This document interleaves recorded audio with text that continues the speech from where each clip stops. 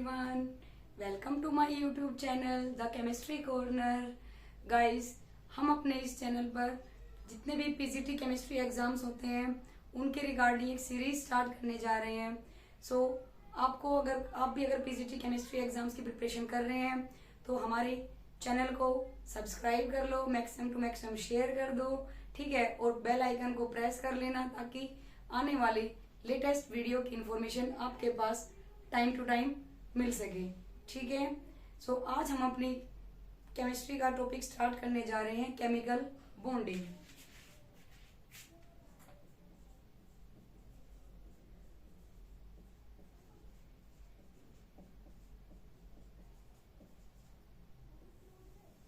देखो, chemical bonding के अंदर क्या होता है। केमिकल बॉन्डिंग के अंदर हम बॉन्ड फॉर्मेशन के बारे में सीखते हैं कि बॉन्ड फॉर्मेशन कैसे होती है, क्यों होती है, ठीक है। फिर उसके बाद हम कौन कौन सी थ्योरीज हैं जो बॉन्ड फॉर्मेशन में हेल्प करती हैं, उनसे रिलेटेड है, और उसके बाद कौन से ऑर्बिटल्स पार्टिसिपेट करते हैं या इलेक्ट्रॉन पार्टिसिपेट करते हैं, उन सब के बारे में हम केमिकल बॉन्डिंग के अंदर पढ़ेंगे।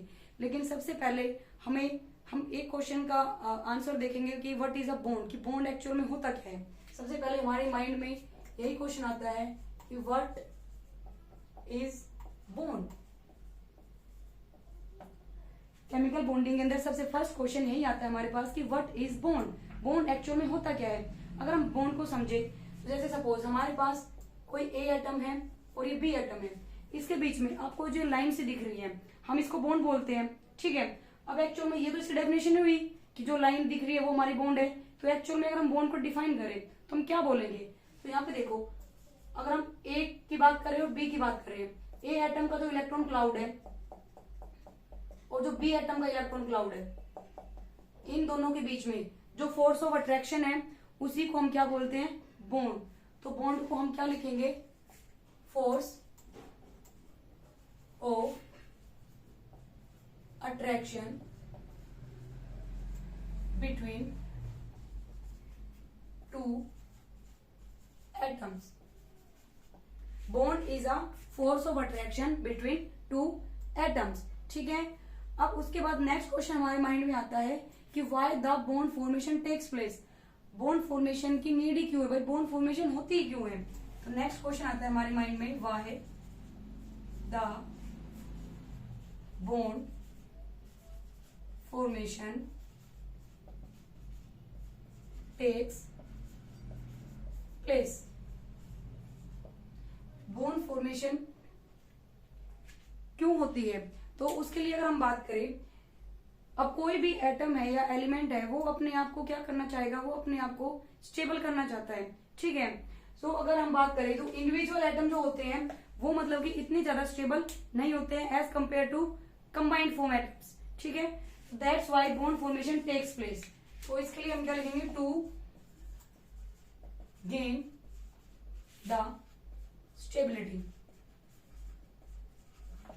स्टेबिलिटी गेन करने के लिए कोई भी एटम है वो बॉन्ड फॉर्मेशन में पार्टिसिपेट करता है, ठीक है। अब बॉन्ड फॉर्मेशन में स्टेबिलिटी अटेन हो जाएगी उस एटम की।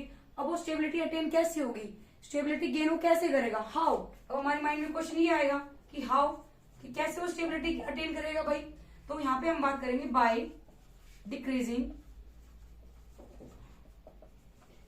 In potential energy. Potential energy में डिक्रीज करके एटम जो होता है वो स्टेबिलिटी अटेन कर लेता है। क्योंकि आप लोगों ने सुना होगा कि जो एनर्जी और स्टेबिलिटी का जो रिलेशन होता है वो इनवर्स रिलेशन होता है। Energy is inversely proportional to stability. इसका मतलब क्या हुआ, minimum energy leads to maximum stability. जिस एटम के पास जितनी कम मिनिमम एनर्जी रहेगी वो उतना ही ज्यादा क्या स्टेबिलिटी की तरफ जाएगा, उतना ही ज्यादा वो क्या होगा, स्टेबल होगा, ठीक है। तो that's why atoms gain stability by decreasing in potential energy. Okay, understood. अब हम आगे देखते हैं, अब कौन कौन से ऐसे मेथड्स हैं जिनसे बॉन्ड फॉर्मेशन हो सकती है। अब हमने बॉन्ड को देख लिया कि भाई बॉन्ड क्या होता है, बॉन्ड फॉर्मेशन कैसे होती है, भाई एटम बॉन्ड फॉर्मेशन क्यों करता है। अब हम मेथड्स को देखेंगे कि कौन से ऐसे मेथड्स हैं जिनसे बॉन्ड फॉर्मेशन होती है।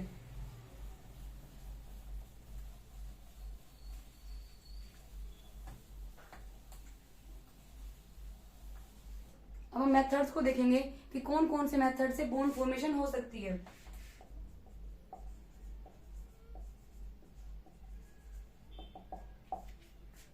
फर्स्ट हमारे पास है by transfer of electron.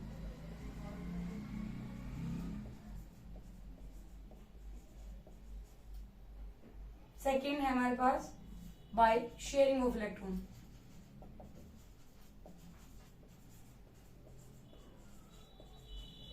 Bond formation हमारे पास दो टाइप से हो सकती है, either by transfer of electrons और बाय शेयरिंग ऑफ इलेक्ट्रॉन्स।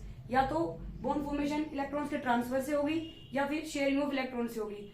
अब आप लोगों ने 10th क्लास में पढ़ा होगा कि ट्रांसफर ऑफ इलेक्ट्रॉन से जो बॉन्ड फॉर्मेशन होती है उस बॉन्ड को हम क्या बोलते हैं, आयोनिक बॉन्ड। ओके, और जो शेयरिंग ऑफ इलेक्ट्रॉन से जो बॉन्ड फॉर्मेशन होती है उस बॉन्ड को हम क्या बोलते हैं, कोवेलेंट बॉन्ड।